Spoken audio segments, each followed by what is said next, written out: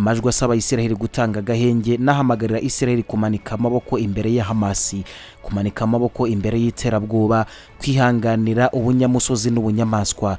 Ibyo ntibizabaho. Bagabo namwe bagore, Bibiliya iravuga ngo hari ibihe by'amahoro n'ibihe by'intambara.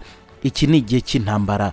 Ndashaka gushyira umucyo ku Isiraheli ihagaze ku bijyanye no gutanga agahenge k'imirwano, nk'uko Leta Zunze Ubumwe za Amerika zitigeze na rimwe zemera agahenge nyuma yo kuraswa kwa Pierre Habo cyangwa se nyuma y'igitero cy'iterabwoba cyo ku ya 11 Nzeri 2001. Isiraheli nayo ntizakura mu rugendo rugamba na Hamasi nyuma y'ibitero biteye ubwoba bya tariki ya 7 z'ukwezi kwa 10. Mube muretse kuvuga amena cyangwa se inshallah. Ntabwo ari padiri cyangwa se pasteri, nta nubwo yewe ari shehe ubagezaho ubutumwa bwiza buri mu byanditswe mu gitabo cya Korani cyangwa se no muri Bibiliya. Yewe nta nubwo ari byanditswe biri mu gitabo gitagatifu cy'Abayahudi cyitwa Tora, nubwo atubwirije koko. Ndabizi neza ko bamwe muzi neza, abatamuzi reka mubabwire. Yitwa Benjamin Netanyahu, ni minisitiri w'intebe wa Isiraheli, igihugu cy'isezerano kuri benshi, ariko ubu gicigatiye inkota hejuru y'amajosi y'abanyagaza n'abanyapalestina bazira Hamasi yatinyutse kugaba ibitero kuri Isiraheli tariki ya 7 ukwezi kwa 10 2023. Benjamin Netanyahu asoje Ivanjiri y'intambara, atwibutsa ko n'Imana yemera ko amahoro asimburana n'intambara. Kubagiza amahirwe yo kwiga ikilatini cyangwa se amateka, ndabizi ko mwumvise aka gateruro gatoya cyane, civis pacem para bellum. N'imvugo y'ikilatini yakoreshejwe kuva na kera ivuga ko ushaka amahoro ategura intambara. Ibi byagiye binagarukwaho kenshi cyane mu kwibaza niba koko intambara yari itanga amahoro cyangwa hari amahoro yabaho nta ntambara yabayeho. Umuntu umwe wese avuga ko nta keza k'intambara, ariko ibihugu byose bikomeye ndetse n'ibidakomeye byose bihora byiteguye intambara. Ngaye nguko ntangira hejuru nabanje kubumvisha amagambo ya Benjamin Netanyahu avuga ko ibyo guhagarika imirwano atabikozwa. None nshuti bakundwa bavandimwe, ndababwira ko abagomba kurwanya nabo ubwo bamaze kwiyongera, ndetse kandi biteguye banakoze ku ntwaro zabo, indege z'intambara ndetse n'imodoka by'intambara kabutindi.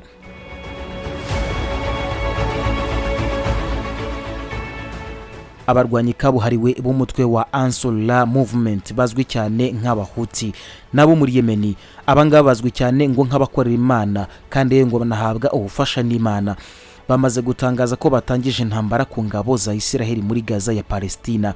Ni mu itangazo ubwabo basohoye bagashyira ahagaragara.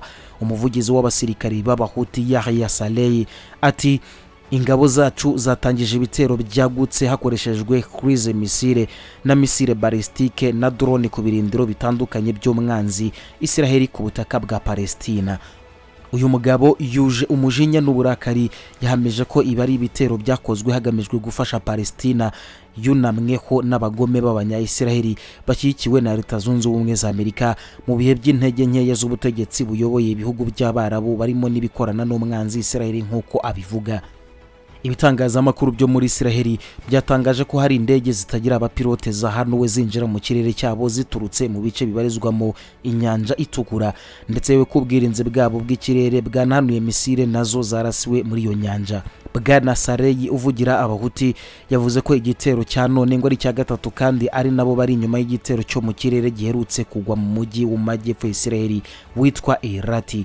Ukwinjira mu ntambara ya Isiraheli na Palestina kwa Bahuti kuje gukurikira umuburo watanzwe na Iran ku Isiraheli nihirahira itangiza ibitero byo ku butaka muri Gaza, bazaba bafunguye amasibaniro atandukanye y'intambara ishobora kugaba amashami mu karere ndetse we ikanagera kure cyane aho batifuza.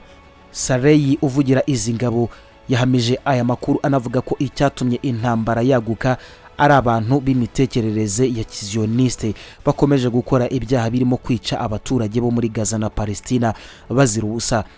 Si ubwa mbere ngo Isiraheli igabye ibitero cyane muri Palestina ikica inzirakarengane z'abanyapalestina zizira Hamasi. Kuba aba barwanyi bakomoka muri Yemen batangarije ko batangije intambara kuri Isiraheli birumvikana nk'ubutumire kuri Isiraheli nayo ngo igomba kwinjira mu zindi ntambara n'abanzi bayo hirya no hino ku isi. Ubwo rero Isiraheli ikaba igomba kuryamira amajanja no gutegura ingabo zo guhangana na Yemen, ariko itanibagiwe zo guhangana na Libani, na cyane ko iminsi baye myinshi habaho gukozanyaho kwa Hezbollah bya hato na hato. ku rundi ruhande kuza kw'abahuti mu makimbirane ya Gaza na Isiraheli ngo gushobora kuba isubyo imbere ya Leta Zunze Ubumwe za Amerika zimaze iminsi mu mihate n'imigogo yo kunga no kugarura amahoro mu kigobe cy'Abarabu by'umwihariko muri Yemen.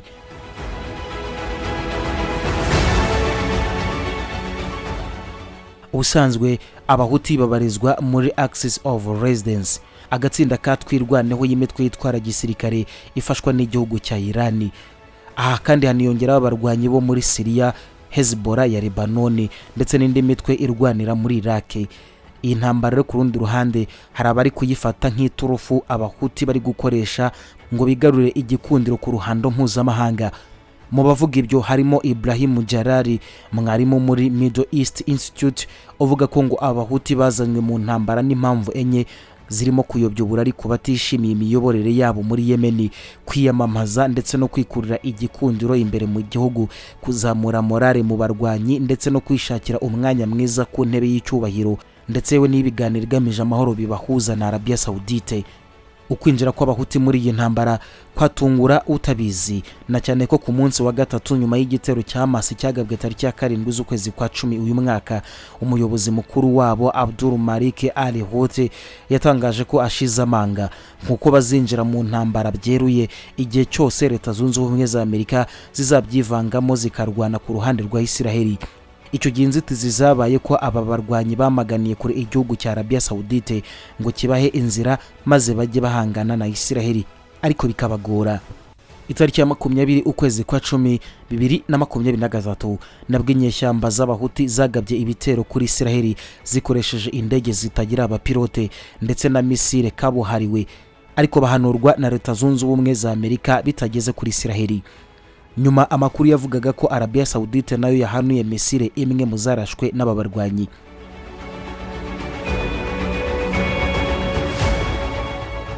Fabian Hinz, umushakashatsi mu kigo Institute for International Studies, yemeza ko mu bihugu byose byo mu karere bishaka kurasa kuri Isiraheli, Yemen ariyo iherereye ahantu heza ho gukoresha intwaro zirasa kure, kandi ngo ntibibyari ibyago byinshi by'intambara hagati y'ibihugu byombi nkuko bimeze ku gihugu cya Libani kibarizwamo umutwe wa Hezbollah.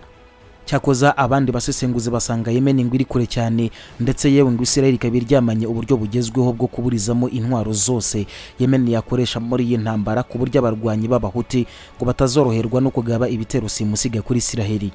Abahuti bakomeje kuba banzi bakadasohoka ba Isiraheli, ndetse no muri 2014 aba bavanyeho ubutegetsi bwemerwaga n'amahanga. Kuva ubwo ubutegetsi bushya bwasa nabuhita butangira kubana nabi kurushaho n'igihugu cya Isiraheli bakunda kwita umwanzi w'umuzayoni. Aha bashakaga kuvuga umwanzi w'ibihe byose w'ibihugu by'abayisilamu.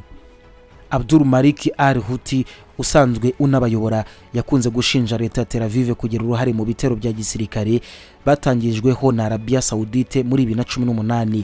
Aha batungaga gatoki Isiraheli bahamya yuko ngo ariyo yayoboraga ibitero by'indege hejuru y'imitwe n'ibisenge by'amazu yabo. Imyaka 2 nyuma yaho muri 2020 umuvugizi wa gisirikare Saleh yavuze ko wahoze ari perezida wa Isiraheli Ali Abdullah Saleh mu mwaka 1942 na 2017 yavuganaga bihoraho n'abayoboraga Isiraheli, ndetse no guhera mu myaka 1990 abategetsi benshi ba Isiraheli batangiye basura Yemen. Uyongeyeho kandi ko abategetsi bariho banageze aho bemera ko Isiraheli ikoresha ikibuga cy'indege cya Yemen. Umwaka ushize Minisitiri w'Intebe w'agatsiko kayoboye Yemen Bagana Abdulaziz bin Habtour yavuze ko inama y'abaminisitiri ngo iri hafi gushyiraho itegeko ngo rihana umuntu wese uzongera guhirahira ashaka inzira ndende cyangwa se iyabugufi igamije kongera kubyutsa umubano na Isiraheli, ndetse ko bazarengaho kurwana kuri Palestina bikaba inshingano yabo. Mu magambo ye ati, twiteguye gushyingura inzozi z'abazioniste n'abandi bose bashaka ubwiyunge. Muri 2020 ubwo Leta Zunze Ubumwe z'Abarabu ziyungaga na Leta ya Isiraheli binyuze mu masezerano ya Abraham, abahuti barabinenze ndetse basanga ari amasezerano atagamije ubwiyunge buraho, ahubwo ikirenze ibyo ngo aya masezerano yaragamije kuneka igihugu cya Irani. Aba rero ni nako bakomezaga guhekenya iryinyo no gukubita agatoki ku kandi. Nubwo Loni yafashije umwaka ushize Yemen na Saudi Arabia bakareka kurwana, aba bahuti bagumishije ijisho kuri Leta Zunze Ubumwe za Amerika zakoraga byose ngo zinoze umubano hagati ya Riyadh na Tel Aviv.